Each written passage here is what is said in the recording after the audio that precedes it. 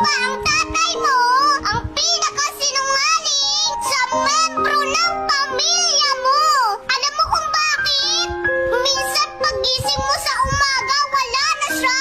Pumasok na siya sa trabaho. And then, ikaw habang ini-enjoy mo yung araw mo, pagdating ng gabi, uuwi siya. Tatanungin mo siya, Tay, kamusta? Sasagot sa ayos lang naman, anak. Yung mga kapatid mo, kumain na ba?